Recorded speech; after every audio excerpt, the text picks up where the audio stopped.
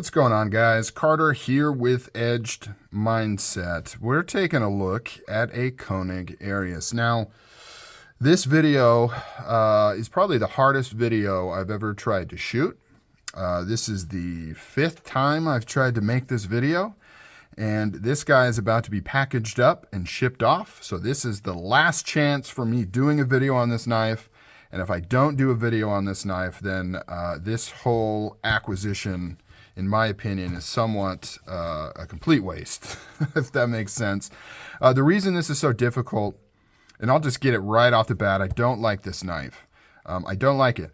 And I'm trying to articulate exactly why I don't like it. I think there's some legitimate reasons as to why I don't like this knife. I'm wearing gloves, by the way, just because, I'm selling it. So I just don't want to get sweat or anything all over it since it's going. Anyways, this is Gen 4, a later Gen 4, I think batch 9, April 18th, 2022, 20 CV, burnished with polished flats.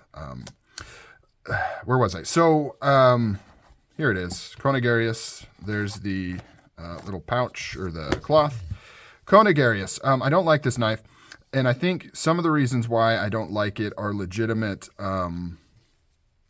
reasons that I think are valuable for people to hear. Some of the reasons I don't like it, I think, are just personal bias and preference. So I'm trying to distinguish between the two so I can label them. Because to me, the primary thing with this knife is that it's just not worth the money. And I say that, but I know that there's knives I have that so many people would say, how dare you say this isn't worth the money, but you say like a Strider SNG is worth the money. And objectively, yeah, I get that. So I'm trying to figure out why exactly I don't like this knife and how I can distill that into usable information for people that are on the fence. So pardon me if I kind of stumble through this video. Reason I'm making it is a counter to all the videos that are singing its absolute praises, saying it's the most amazing knife ever made. This video is for the people that are seeing those videos, maybe saying, man, I don't know, it just doesn't look that appealing to me. It's not the type of thing I usually go for, but everybody says it's so amazing. So maybe if I get it in hand, my opinion will change. And that is quite possible that will happen, but it's also quite possible it won't. So that's the perspective I was at. I've followed Koenig really since they started. Krista, Bill, I followed them on Instagram since they first started producing knives. And I've really enjoyed watching their journey. They're great folks. Bill is amazing. He's very persistent on perfecting his design. I really appreciate that concept of rather than making a bunch of models, let's perfect what we have. I like that. Similar to CRK, at least in terms of concept. Really like that. But the design just never really spoke to me. The visual language of this knife, I just never really liked it. I didn't like the blade shape. I didn't like the handle shape. I appreciate the details. I know there's a lot of thought that went into every little chamfer, every little line, but it just doesn't really speak to me. And also drop shutty bearing flippers are just not really my thing. I appreciate them in small doses. I have one knife that's a drop shut bearing knife that I really, really like. But I just don't, that's not my thing. Just doesn't do it for me. And I know some people really like that because this is super smooth, fires like a rocket. It drop shuts like nobody's business. It doesn't even have to be straight up. This is like almost a 45-degree angle and you can get it to just drop shut. If it's all the way up, it just goes straight down. Some people really like that, and I understand, it's a lot more complicated than just putting really nice bearings in here. There's more at play. You have to fine-tune the pressure of the lock bar so that it still has a secure lockup, but it's not putting extra force on the blade, the position of the detent, ball, and hole. Everything comes into play to make that happen, and I appreciate that, but drop shot just doesn't really do it for me. So that's the perspective I'm coming at. This is a knife that I never really wanted. I shied away from it. I hear all the praises. I hear all the news. I had a chance to get one, and I thought, I just need to try it. I need to get it in hand. Some people say if you get it in hand, it'll change your opinion. So I did that hoping that it would change my mind. But it didn't. It's literally the exact thing that I thought it would be. And it's just not for me. So the moral of this video is if you are on the fence with this knife and you think you're just not getting something or you need to get it in hand, probably won't change your mind. Everybody's different. You know, things can change, but probably won't change your mind. Now I'm going to address just the high-level review. I'm not going to go into detail. There's so many reviews talking about the details, how, you know, some people don't like how long this is. You can get your finger in here. High level, super easy. I agree with the sentiments. The ergonomics on this knife is amazing. The geometry of this blade for cutting is superb. It is built to cut. I haven't cut anything with it, but it is built to cut with this hollow ground, this high hollow ground. Excellent blade steel. And I already mentioned how amazing the action is. The fit on this knife is top notch. 100%. Everything fits perfect. Detent is perfect. I know there was some issues with the detent on the earlier batches of this generation, but this one being a later one doesn't have those issues. The detents were reported to be a little too hard on some of the earlier ones, made it difficult to deploy. I know some people have complained about it being difficult to use this to deploy. I would agree. I have big thumbs, big fingers. I really cannot thumb flick this thing easily at all. I can spider flick it pretty well. It's not the most intuitive way though, to the point where, you know, I would argue, does this need to even be here?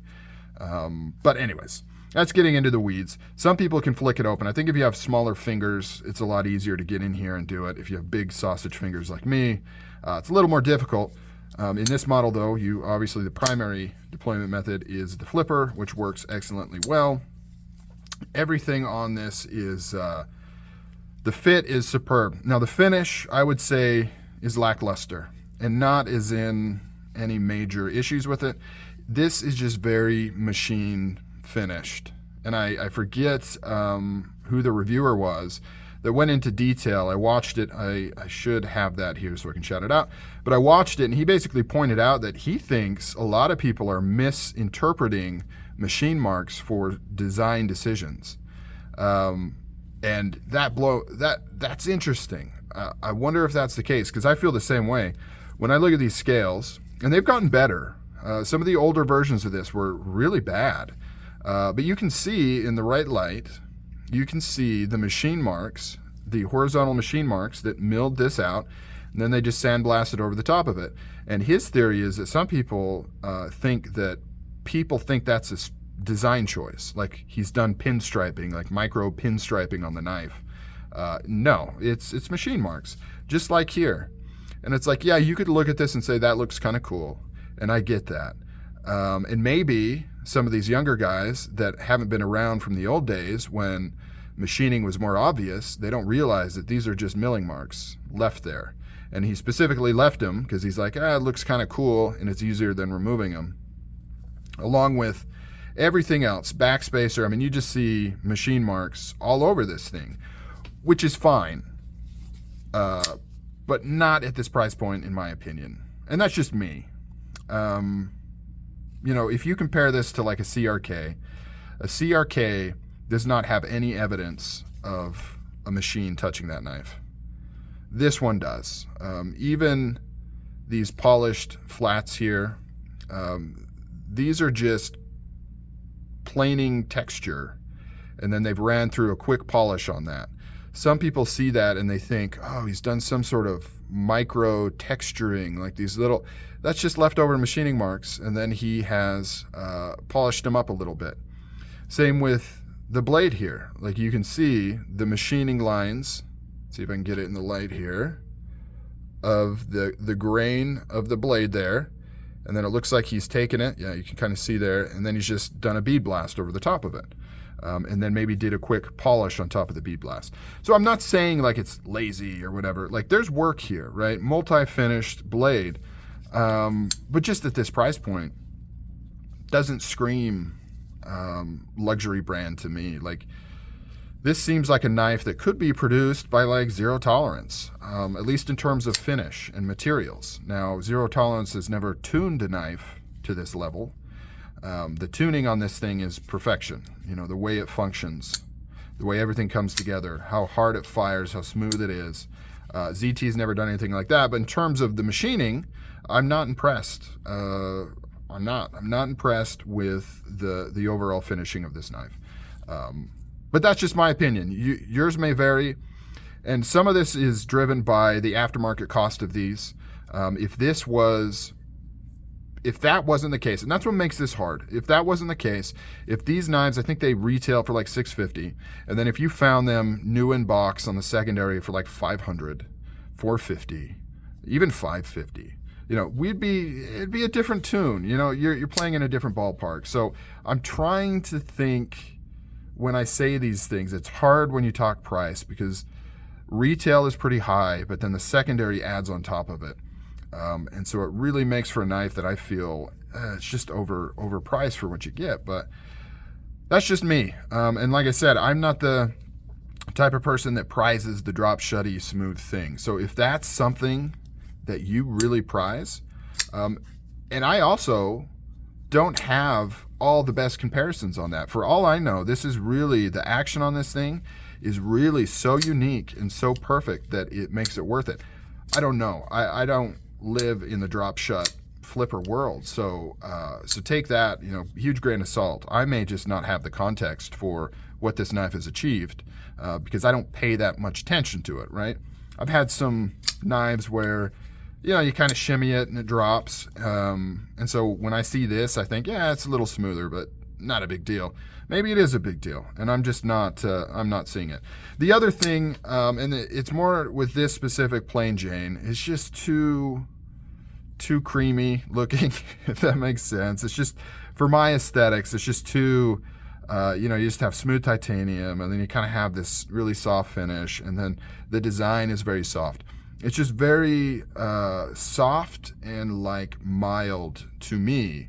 And so for me, the aesthetics of this knife just doesn't quite hit the mark. You know, I like things with a little more contrast. I like things with a little more edge to them, both in terms of the design language as well as the finishing. And so this really kind of doesn't hit that for me. I've seen some where there's some anodizing, there's some milling texture. I for sure would like those a lot more.